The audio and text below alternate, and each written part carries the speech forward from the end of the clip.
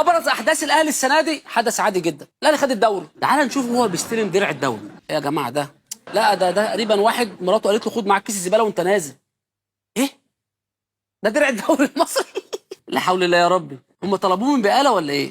يعني مفيش مثلا علبه اساس كده زي كاس العالم اتنين لابسين توكسيدو يقدموه؟ طب لما الدرع داخل في كيسه سمراء، امال الميداليات داخله في ايه؟ كرتون زيت تموين؟ طب على كده الدرع ده هيتحط في دولاب بطولات ولا الاتحاد هيسيبه لهم قدام باب الشقه؟ طب ابصم لكم بالعشره الدرع ده جاي على فيسبا.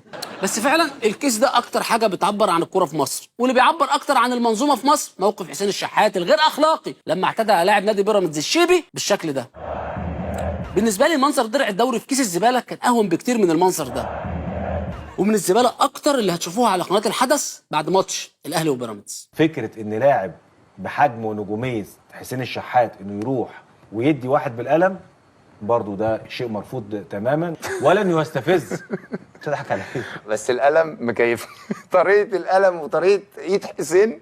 بس ده كلام. طب ده غلط اهو. لا اكنك بتتفرج على مسرحيه فبضحك عادي.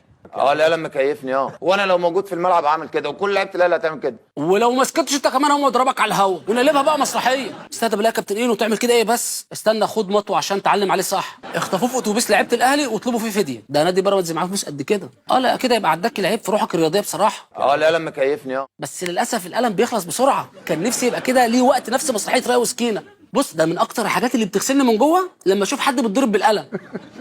عارف لما بكون زهقان باخد المدام واروح على اقرب اسم نشوف الاقلام هناك على حق بقى. هنقول ايه؟ الحاجه الوحيده اللي بيفتخر فيها في مسيرته الكرويه انه خد كوبري من ميسي. كون اللي ميسي يديني كوبري دوسان على صدري. ده ميسي اللي خد كاس العالم يوم ما اتعصب كان اخره كاميرا بابا.